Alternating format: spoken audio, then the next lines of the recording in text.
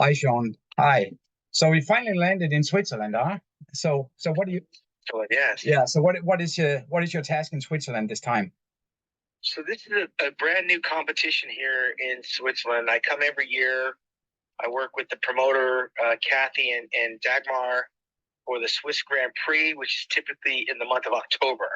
They've added a new regional show here in the spring because there's a need. It's popular, right? So they're growing their business. Yeah. And I'm the master of ceremonies. I'm their host, and it's a good opportunity for me to not only continue to support the sport of bodybuilding on a global scale, but to be a part of this girl power movement they have. And these are two women promoters that are good friends of mine. So I support winning where I can, and being a master of ceremonies for this show helps the show run smooth. And it's a nice quick getaway for me coming up here. Last year it was raining. I was here in October, and now I'm here in the spring, and we got great weather. Yeah. No, that's good. That's good. The competition's on Sunday. And then the following weekend, I'm going to be in Germany for the FIBO. I'm in the middle of a world tour at the moment. Yeah. And will you join in St. Petersburg in Florida as well? Yes, that's right. I'll be out there in April 24th, 25th for the George Farah Guru movie premiere, which I was honored to be in to talk about one of the great coaches of our industry. So, again, bodybuilding has so many different layers, and some people getting into our sport don't necessarily see the long game because they're just right now in the gym, eating, sleeping, and training for competition. Yeah. But when I say the long game, I did that for 20 years as an athlete. And now I've been doing other things for the past 20 years that still keep me very engaged, very close to the sport that I fell in love with. Naturally, I'm physically not competing, but I'm contributing by covering the sport, by promoting the sport, by going to different expos like we're going to have in Germany next week, and talking about people that help create and shape our athletes coming up behind us, like George. The George Farah story is very compelling. And the Guru documentary, you'll see there is a lot of love there from a lot of athletes that he's worked with. I never worked with George, but I'm very familiar with some of the athletes that he's worked with. I've seen his passion. I've also witnessed some of his struggles. And through it all, what you find in this documentary is this guy's helping people when he was on his deathbed. And like he nearly checked out a few times, and he was still helping bodybuilders reach and achieve their goals. So, mad respect on my part to witness this. So there, you know where you're at in the sport when you begin, but you don't know where you're going to wind up. And right now, my bodybuilding career has brought me here to Switzerland. Yeah. And so this is an extension of the growth of bodybuilding. The late Ben Weider said he was a missionary for bodybuilding. And those words rang true to me because I feel like I travel the world spreading the gospel and doing what Ben Weider and his brother Joe did to support, to give back, to motivate, to inspire other people. No, and this is definitely needed in the times that we are in. And you just got another platform to do that, right? Maybe you can share that. Yeah. So just the other day, breaking news, I signed on with Muscle Insider, which is a media outlet up in Vancouver, Canada. And I'll be working with my good friend Andrew to help bring the bodybuilding news and information, which I had done throughout my career. I worked with Flex Magazine, worked with Muscular Development Magazine, had a small run with Generation Iron, did some things for Jake Wood over at Digital Muscle and the Olympia platform. Now I've landed with Muscle Insider, and like a lot of journalists, we get mobile. Sometimes you get very complacent doing what you do, working with certain people. So it's a very fresh start for me. I had about a year off to kind of watch the evolution of our sport and see different storylines play out. Now I've got a platform to kind of report on the sport of bodybuilding through my lens as I travel the world and I work with these up and coming bodybuilders, run into the legendary bodybuilders, promote my shows, and kind of bring it through a bird's eye view of someone who's out there on the street, traveling the globe, bringing information. I'm not sitting at home making up stories. As I travel, I'll be giving some real-time contest results, some real-time interviews with where are they now, and also new up-and-comers, and also contest, coverage. Yes. So I'm excited. Yeah, no, that is great news. So congratulations with that, Sean. So it's great to have you here now. The project with the muscle mastery course is something that it's pretty interesting. So it's 4 weeks since, nearly 5 weeks since we launched it, and more than 1,500 people have actually watched it now. And we see interest from places like Australia, Morocco, France, USA, and Europe. So a lot of places. So it's a global thing, and I think what's really interesting with this, and maybe you can just put a couple of words to that, is that today we're living really in a world with a lot of social media fitness, and it doesn't resonate with the reality. You get a snapshot of something and you think, well, now I'm in the gym, I see this, and then, wow, I will look like this. But it's a journey, right? And all the disciplines and all the facts behind it. Can you just, this is the value you get out of the muscle mastery course, because it's not about counting calories. It's not about, showing how to use a machine or a dumbbell or a barbell or how many sets you should. It's really about learning yourself and set yourself up to the journey. Yeah. Yeah, 100%. I just did an article for Muscle Insider about social media stars versus the legends of the game, and there really is no comparison, because it's almost silly to make that comparison. Social media stars have their place. We've evolved. You don't have to have a resume on a stage where you've been judged and measured, and you've proven yourself over the course of time that you're a credible source of information. Listen, all you need is a laptop or an iPhone and some good content, and you can build up millions of followers if you're giving the right vibe and information. These guys have a home. They have a place, both men and women. These social media stars, the ones I've run into, some of them are very positive, very inspirational, very motivational. Some are very gimmicky. And you can't measure this new wave of influencers against somebody like a Lee Haney or Dorian Yates or a Ronnie Coleman, who have 20, 30 years invested in the game, tried, true, proven track record that they are the best at what they do. They eat, sleep, and breathe it. And here's the body of work when you look at the pictures and the videos. Right now, we're in this instant gratification phase where you could become an overnight sensation with the right content on your platform, whether it's on YouTube, TikTok, or FaceTime, Facebook, or Instagram. People don't just randomly follow people. They follow people that they are getting something from, something that they have a common denominator, some type of information, some type of feel good, some type of inspiration. So these social media influencers, they're real. We could say it's fake by comparison.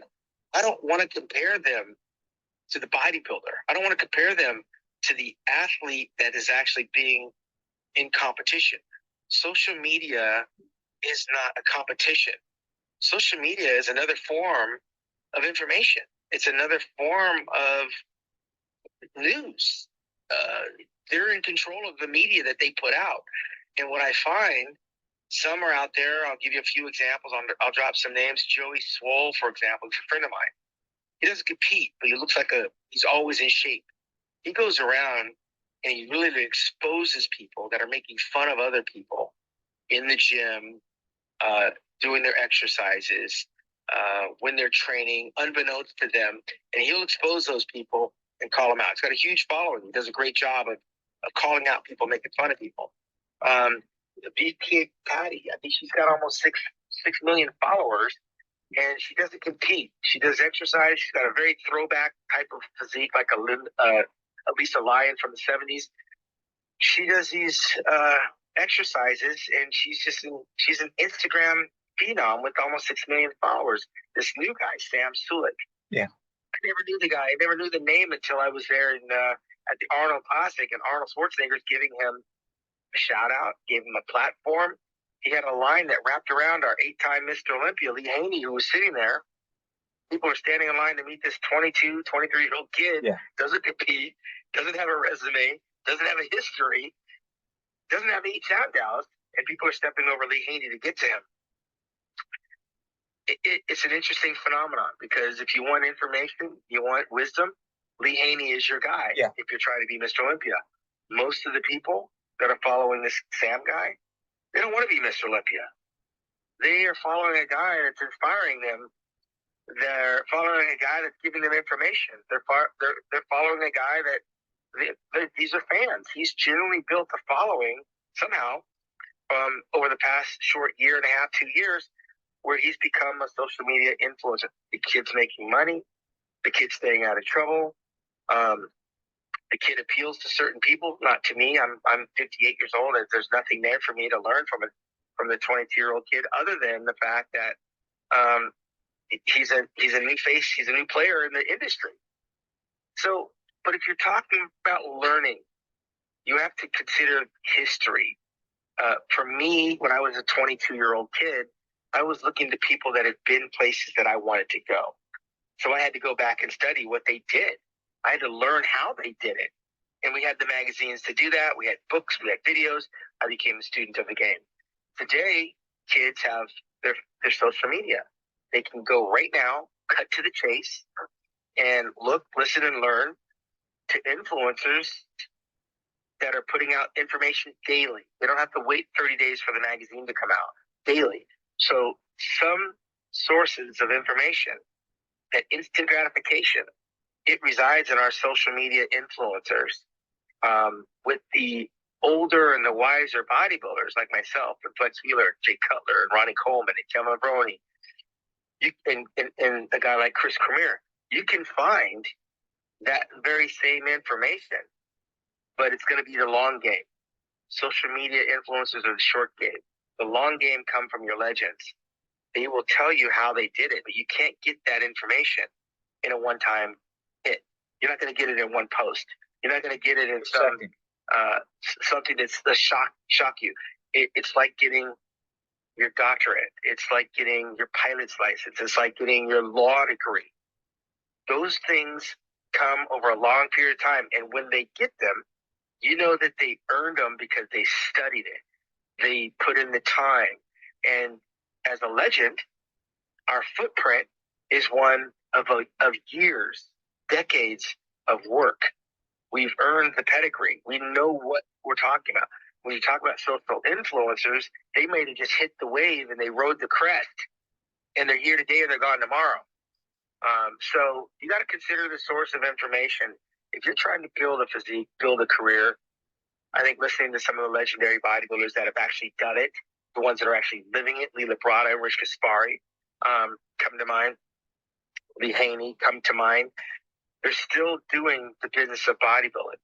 Some of the influencers that are here today may not be on the radar next year because they came in, they took what they could, and they moved on to the next shiny new object. So be careful when you're trying to start building your physique, build your career, where you're getting your information from, because this is not a gimmick when you talk to a legend. This is an education. This is a 4-year experience. If you go to high school, they say 4 years. You go to college, it's 4 years. This is one of those things where you're not going to get it in 4 days. You're not going to get it a big spike in your social media. We're not here to give you information to take your money. We're here to give you information to make you better. And I think that's sometimes where the misconnection is that wisdom comes with age. And when you start talking about a legend, that means they put in their time. They're probably a little bit older. They've made the mistakes you're going to experience. They've been the places that you're trying to get to. That's the teacher I want to go to. And that's why this platform here was created. Yes. So you can come. It's a one-stop shop place for you to get knowledge, wisdom, and expertise. Then it's up to you to take that and go make something of yourself with it, not to go get more likes, more followers. I'll leave that for the social media marketers. Yeah. No, that's a very good point, Sean. And another thing is that, so I think, to be able to really get the value out of the course, you need to have a growth mindset. You need to, instead of a fixed mindset. we all go to the gym and we see folks doing the same aimlessly over and over and over again. And you think, oh, I really want to help this guy. So you go over and you tell him, if you did this and that, in this way, maybe this will be a bit better for you. And they're looking at you like, shut up. So I think there has been a big change since, we haven't almost the same age.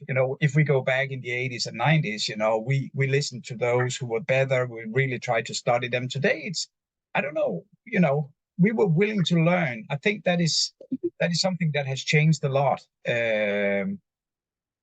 I think there's a lot of people who have a fixed mindset, and unfortunately, I think they get it from the social media because they think they see these things and they think they're doing the right thing. Or don't tell me anything because I just saw this on YouTube or I just saw this. Sure. Yeah. Well, my experience has been, if it's been done, it can be replicated. So if you want to be the next Kevin Levrone, the next Sean Ray, the next Dorian Yates, seek them out. Find out what they're talking about. And when you listen, when you're quiet, you can actually learn. This is not a team sport. I can't bring other people with me and have them encourage me to try to be the next Sean Ray.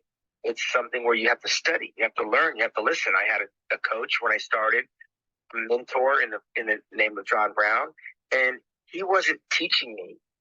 He was showing me by example. He was regurgitating the things that he had learned that he thought I could benefit from. I was the student. I like to think of the movie The Karate Kid, where you had Mr. Miyagi and you had the young Karate Kid who wanted to be the best fighter. And Mr. Miyagi poured everything out of him. Mr. Miyagi was twice the kid's age, but he had wisdom and he poured it all into the Karate Kid. And the Karate Kid listened and he learned and then he applied. And that's where we're at in today. With BuildWithPros, if you listen and you learn and you study and then you apply, I'm not a unicorn. I'm not the first Sean Ray. I won't be the last Sean Ray. But I got here because I was a good student. And I think the people that aren't willing to listen and learn and then apply, it's going to be harder for you. Yes. Because you can't come to this bodybuilding industry and be a know-it-all. You have to study. And I encourage people to dig into the words I'm speaking and the footprints and breadcrumbs that I'm leaving behind, because I can't take it with me. This platform was created for me to give what I have, to be accessible, to help, to encourage, to motivate. And if you're following the breadcrumbs, if you're studying the words and you're applying them in the gym, you too can become the next Sean Ray. And if you're not trying to become the next Sean Ray, these things that I'm leaving behind are things that will help you get to where you're trying to go. Yeah. It's not a gimmick. There's nothing fast track about me. You have to put in the work and you have to let it marinate and you have to let it season, and then it will come if you're willing to do the work. Yes. Yeah. Finally, Sean, I think, one of the important points with the muscle mastery course also is that, become your own muscle master. I mean, we're all different, right? So we react differently on the training, on heavy weight, on a lot of sets or a few sets or a lot of reps or a few reps or what kind of carbs or protein. Everything is different.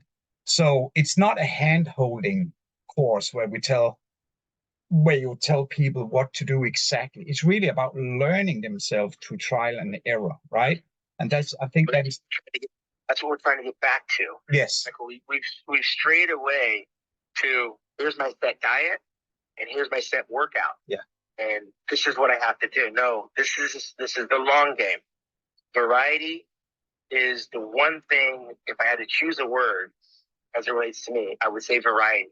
Variety in the calories that I consume, variety in the type of protein that I consume, variety in the number of reps, number of sets, the type of gyms I train in, the clothing I wear. You have to keep it in a variety status in order to stay motivated. Yes. If you do the same thing and you eat the same way, you train the same way, you're going to look the same way. Yeah. You have to stimulate yourself through variety. And that's why I was able to put in a 20-year career and still be excited about it throughout. Yes. Because I didn't have a set routine. I didn't have a set of rules when it came down to what I have to eat because it's breakfast. My meals were numbered. It was 1 through 6. And I could eat breakfast for dinner and dinner for breakfast. It was all going to the same place. It's all doing the same thing. But that variety, that latitude made it interesting for me because I didn't know from one meal to the next whether or not I'm going to have eggs, I'm going to have steak, I'm going to have chicken, I'm going to have tuna, rice. If there is no set schedule on what I had to eat, I just knew in time at 6, 9, 12, 3, 6, 9, 11, it was time to eat. Yes. And that mentality I take into the gym, I'm doing legs. I don't have to do these 4 exercises. There's a lot of exercises I can choose from. So if I have 20 exercises to choose from, I'll choose 4 today. The next time I'll choose 4 the next time. Exactly. So you kind of keep it interesting that way. And I'm trying to convey to the audience out there that variety is what's going to keep you excited about what you do. My passion became my work. It became my career because that variety kept me excited and enthusiastic about the change I was trying to create, not only on the exterior, but also on the inside. Yeah, no, that's a really good point. And follow your instincts, right? And I think another thing is that we see a lot of interest in the small clips going back from the 80s with you and your friends going back on these bodybuilding series. And we get a lot of really good comments that, oh, this is old school and it's not like they're training today. And I wish we were, except from the clothing, you know, they like it all. they don't want to go back to the stripes again. But it's nice to see. I think there's a big audience out there who really would like to go back to the basics again. So yeah, I mean, you say go back. It's you. We're going back to not just myself, but again, I got to talk about the other legendary bodybuilders of the 90s. You said 80s. Dorian, Ronnie, Kevin, Flex, Chris. People miss what we once had because we're questioning whether or not we're moving in the right direction as a sport. So how do you fix it? How do you get that enthusiasm back? You have to go back to the people that created that enthusiasm. And so that's the reason for Build with Pros. We're going to give you what once was. It's timeless. If I put on a Michael Jackson song, Thriller, to me it sounds the same quality as it did in 1983 when he dropped the album. I mean, it's memorialized so that the exercises we did that worked for us will work for them today. Yes. These aren't old school exercises. These aren't old school training ideas. These are things that are applicable today, but we have to get back to a place where you're getting the information from the guys that actually worked and was successful for. And that's why we created this platform. Here, you're going to get exactly what I did. You're going to get exactly how it worked. And you're going to learn exactly the mindset to keep you motivated to try to get back to what once was. This is not something that's lost. It's something that has to be rediscovered. And that's why we have Build with Pros, so we can regurgitate what once was. So now the people that are doing it can show us what it looks like again. That's great. Thank you so much, Sean. Appreciate that. And have a lovely weekend in Switzerland. Absolutely. Thank you. Thank you.